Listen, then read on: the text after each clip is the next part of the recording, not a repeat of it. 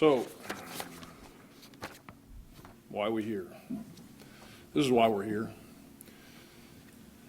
Joshua Mcmahon, his criminal history. Starts in June 2008. Criminal mischief, burglary, possession of burglary tools, possession of paraphernalia, possession of marijuana, battery, aggravated assault with a weapon, violation of probation for burglary tools, paraphernalia, possession of marijuana,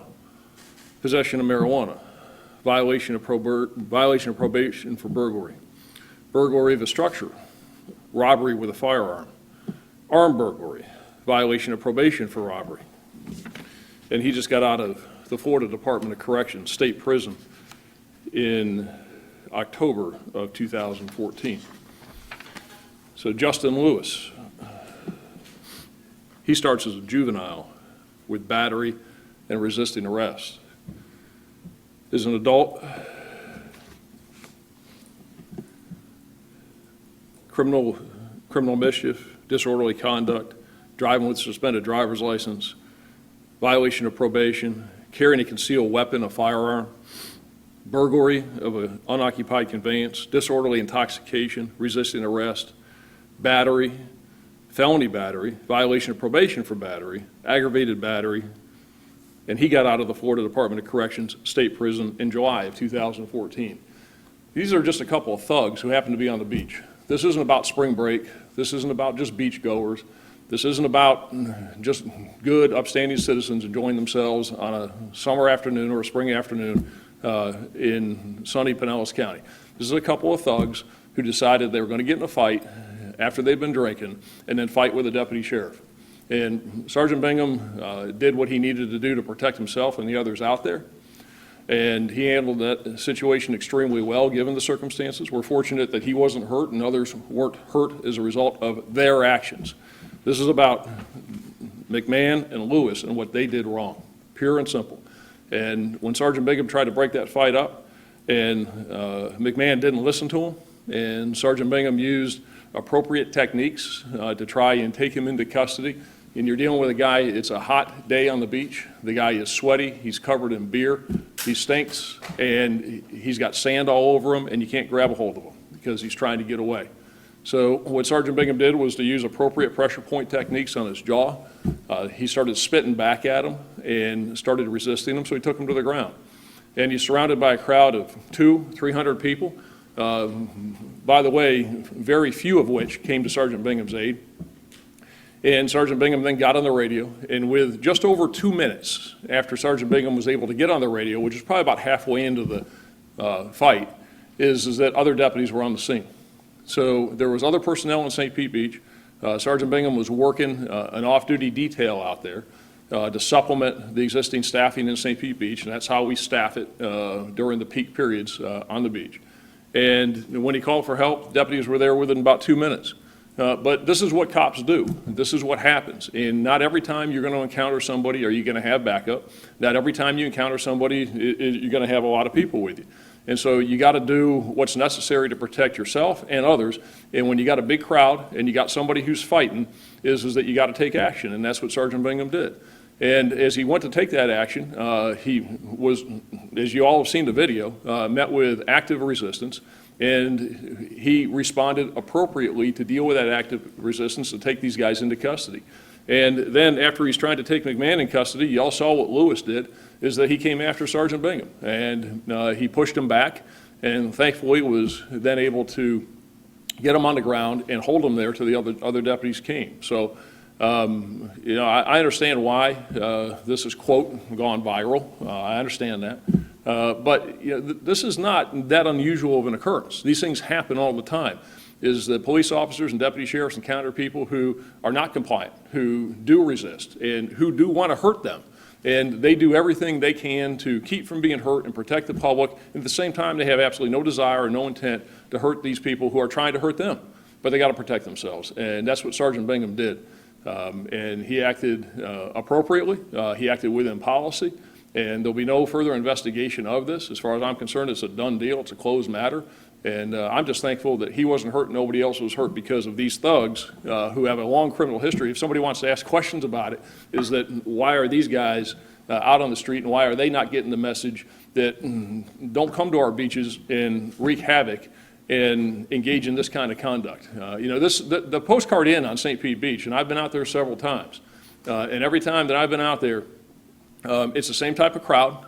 It's a bunch of young, drunk punks who just want to wreak havoc out there on the beach. And the Postcard Inn has decided it's a private beach behind the Postcard Inn. It's not part of the public beach, and there's an issue out there in St. Pete Beach with that, because it's very, very hard to differentiate where the private beach ends and where the public beach begins. So where can you have alcohol and where can you not? And they have a whole section out there of private beach. And the Postcard Inn allows, because it's private property, alcohol on the private beach. You can't have it on the public beach, but it's very hard to tell, and it's a blurred line as to where that stops and starts. And go out there on a weekend, go out there on an afternoon, and you'll see the type of people that are there. These aren't spring breakers. These aren't just the high school kids or the college kids from Florida State or UF who happen to be hanging out on the beach. This is a different crowd out there, and it's a problem. But we're going to address it. We are adequately prepared for spring break, and we'll have adequate personnel to make sure that those people who are here for the right reasons and here to have a good time, and we want them to be, are safe themselves and that they act accordingly. So we'll have it adequately staffed out there for the next month. Same as we did last year as we went into the spring break period. So I'm happy to answer any questions you have. Sergeant Bingham's here. He's willing to answer any questions. Anybody have anything for me? Was Sergeant Bingham within his rights to tase either of these guys? It seems like it was escalating pretty fast. Sure, and I think, you can ask him that. I think that what he'll tell you, and he's here and you can ask him that, Peter, is that he made a decision. Yes, absolutely. Look, when you're in a situation, and everybody wearing a uniform in here has been in that situation, and including me, is that when you're in a fight and you're out of gas, and you get out of gas fast, okay, because it's a knockdown, drag out, is that everything is on the table to protect yourself. Everything's on the table to make sure that you go home safe. And it doesn't matter what you do when somebody's coming at you like these guys were going after him and resisting. They didn't have to do this. They didn't have to resist. They didn't have to walk up and do what they did to him. So yes, he would have, but he made a decision, because once you take that taser out, is that there's only one cartridge on that taser. And when you discharge that taser, that's it, okay? And it's in your hand, and now your hands, okay, are not free. You got one in your hand, and once you discharge that cartridge and that taser, that's it. You got one shot. And if it misses in a situation like that, who knows what would have happened. And all those people, and then if somebody had taken the taser away from him, so there's a lot of reasons why he made the decision not to use the taser. Yeah, Brian, you want to come up here? Sure. Yeah. We all have the video, we watched it. Right. We do that. He did a great job.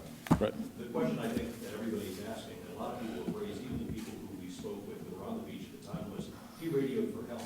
It was not 2.5 minutes, because the video continues for another 3 or 4 before it ends, and there's still no help for him. So I think that a lot of people wanted to know, where was the backup? Because it really could have gone south. Well, and go down there, okay? So when you go down to the Postcard Inn on St. Pete Beach, and where Sergeant Bingham was way out on the beach, okay, on the west side, and there's only one alleyway, and I've been down it, okay, and it is tough. It's a very narrow, tight alley on the north side of the Postcard Inn, and as you come in the parking lot off of Gulf Boulevard, there's a gate there. They got to let you through. And you really can't even get 2 cars going both ways down there. And it takes forever, especially when it's a busy beach Saturday evening down there. It takes forever. There's all kinds of cars down there. And if you park in front of the Postcard Inn, if you park in front and you walk to the back, it takes a while to get back there because it is a long distance. Again, we don't have and can't have, in every single place where there's a deputy, we don't have 2 people doing everything. And so sometimes it takes a little bit of time.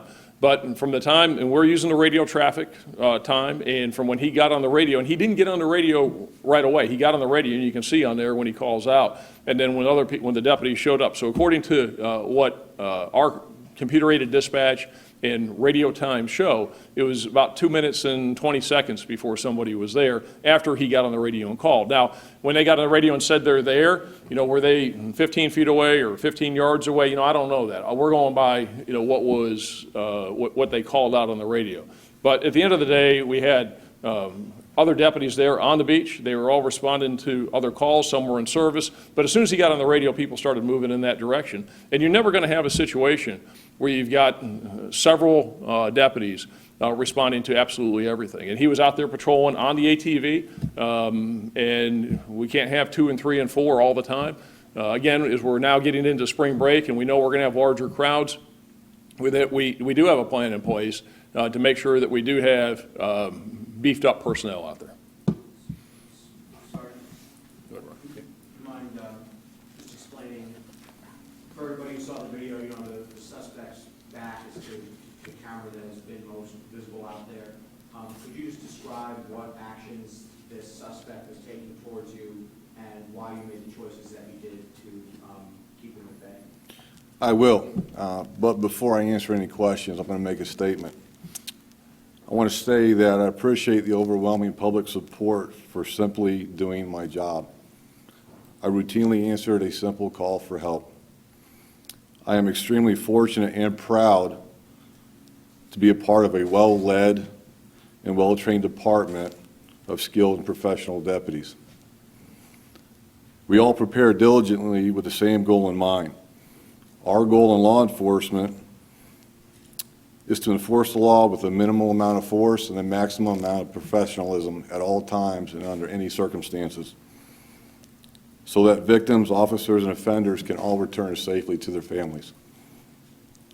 It is truly a rewarding and humbling experience to firsthand see the respect and support from this community that all my fellow officers and deputies deserve for putting themselves on the line every day to fill our oath and to protect and serve.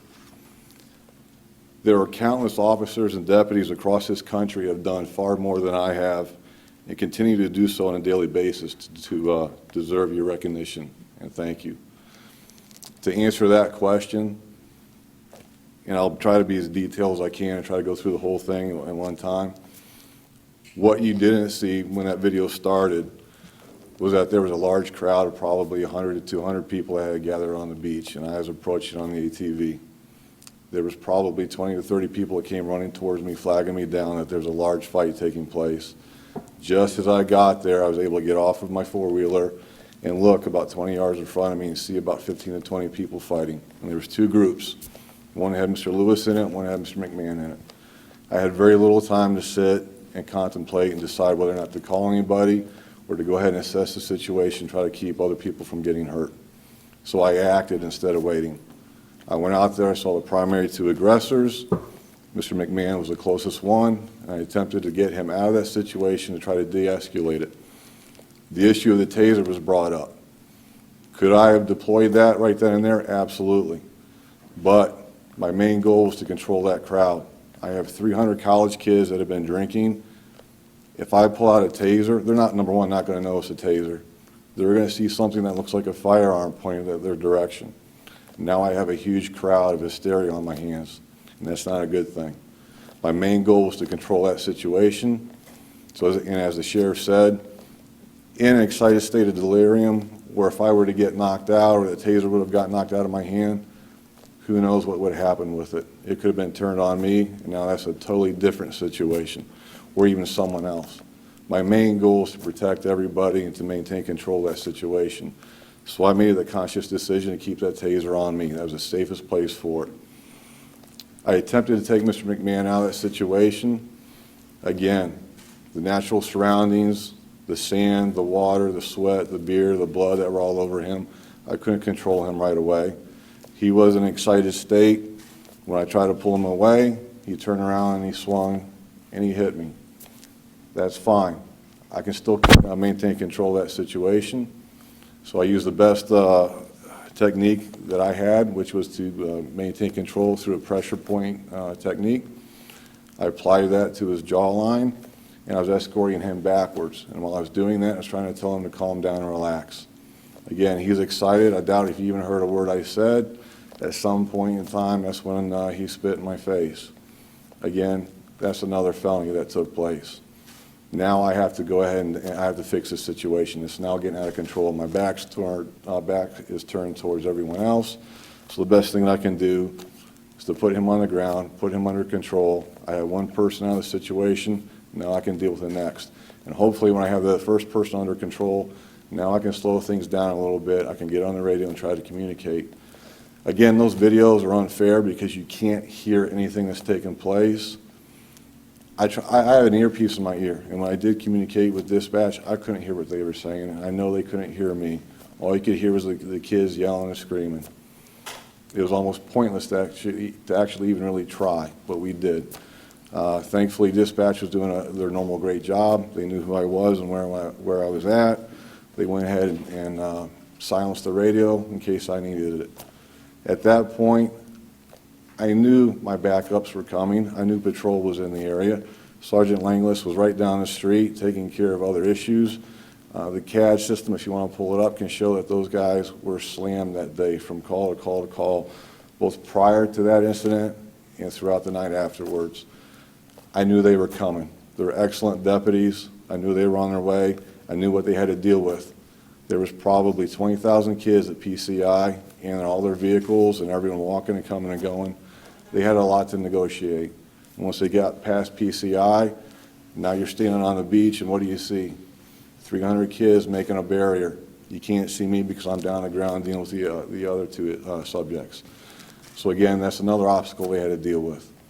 They did a great job getting there, and once they got there, they took over the situation. All 4 deputies showed up. They were extremely professional. They were efficient. They were quick. They helped me secure Mr. Lewis. They grabbed him up off the ground, escorted him out of there, as well as Mr. McMahon. They took both subjects off the property, attempted to get them medically cleared, and they stood by with me the rest of the day until that investigation was complete.